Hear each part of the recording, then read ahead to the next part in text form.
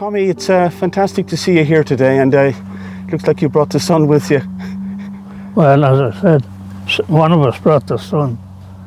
But I suppose I'd go back to when shortly after the accident happened. I was at Mass in Rathvilly, County Carlow, and we came out, and you know where people stand around outside for a while. Mm-hmm. And I met two men I knew, Mick Welch and Mick Bourne. And they were talking, it was a talk at the time the news had broken that the plane had crashed. And I said to him, will you just come down and I'll go down with you. Oh, so you travelled down from Carlow? Yeah. Okay. None of us were married at the time, so we were free to go. Free agents, yeah. So, anyway, Tommy, you decided to take a trip down? Yeah, and we came down, and there were a lot of people here. And we walked around, and that field out there was still some smoke coming out of some part of the plane down there. And some parts of it were along by that, just along by in a line with that ditch, and more parts had rolled down the hill. Yeah.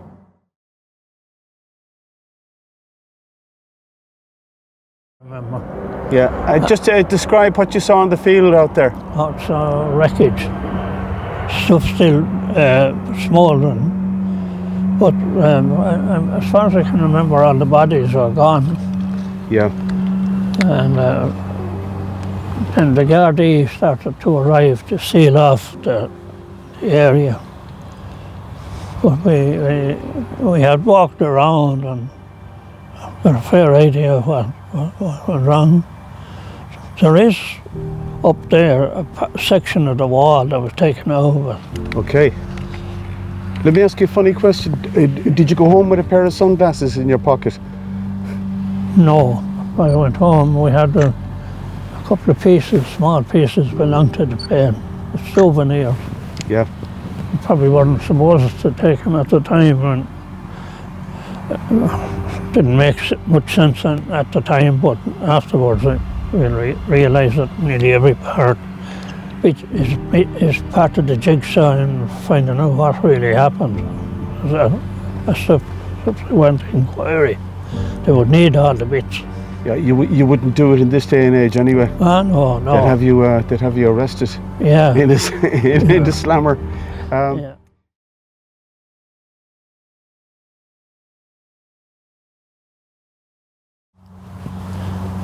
And we met and talked to quite a few people here at the time. And in 1960, when the accident happened, how old were you, Tommy? I was born in 36, so I walk out from there. About 24, 25? Yeah. Yeah, okay. Was there much talk about it on the radio, on the airways at the time? It was for a while, yeah. Yeah. The thing about Alitalia for me, when I brought the book out in its first edition, I was only talking about 5 crashes. It's since expanded to 10. And by the way, the one thing I forgot was to bring the book. I meant to give you a copy of the book. Yeah. I can post it out to you anyway.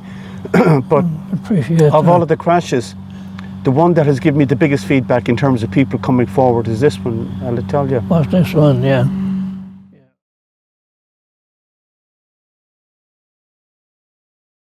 And one of the fellows that came down with me, he was a driver of a cattle lorry, and he was at the delivering cattle to Dublin and was on his way home, and he saw the sky lit up. Mm-hmm.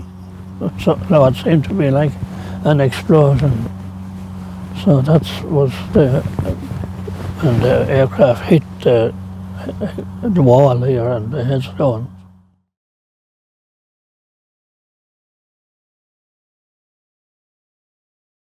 And you yourself, all of these years on, have you got any theories? You mentioned earlier that you did a bit of flying in your time. Yeah. Have you got any theories as to what might have happened that night? Well, to do the PPL, you had to do a number of courses, and we went up to Bolton Street to do them. And they were given by an old Aer Lingus pilot. His name was Tommy Thompson. Nice man. And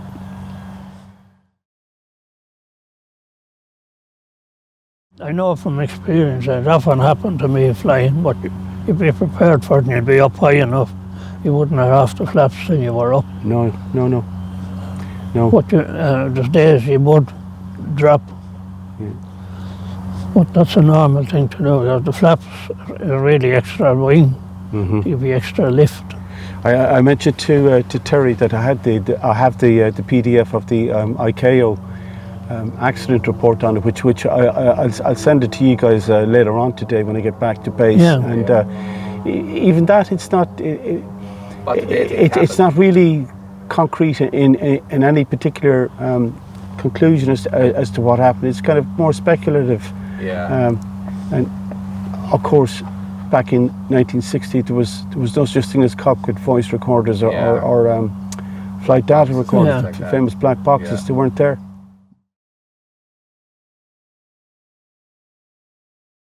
Yeah. The crew are buried in Basilica San Lorenzo in Rome. Oh, are they? Yeah, Oh. yeah. Even though the Captain Gentile, a very experienced guy. Yeah, he was in this bomber. I saw He him. was, yeah. He had a lot of hours. Oh, he had a lot of time behind him. They're all buried in one place in Basilica San Lorenzo.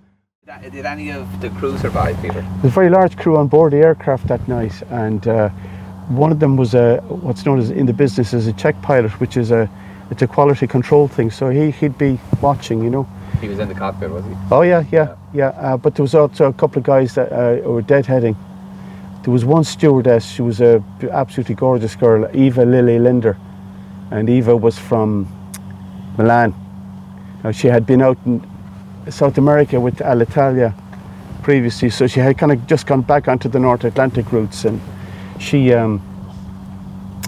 was found with her neck broken in the back of the aircraft, but not. The only thing you can say is she wasn't burned. She was found by the Ted Finlay, the guard officer. And,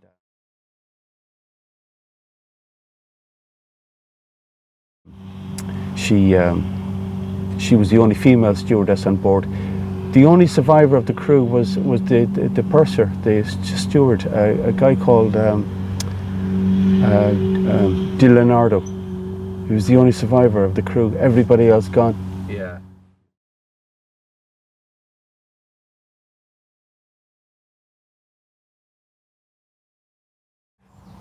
Tommy, you're aware that there was the following year in 1961, there was another crash here in Shannon. On the mud flats, was it? Yes, correct. Yeah, I remember. Yeah. President Airlines, Yeah.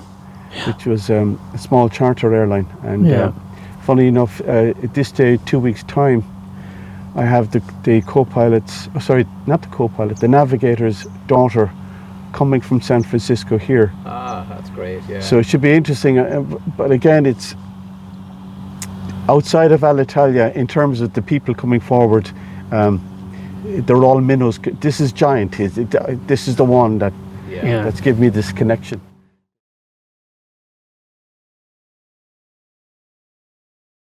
That link. So when you came back on the radar about 2 weeks ago, I thought, geez, there is a God, because this is the one person. This is the one person I want to talk to. Well, I have a few bits in the car. You can take pictures of them. Oh, fantastic! Maybe we could bring them out here. Could we? Yeah, we'll get them, will we? I'll get them, will I?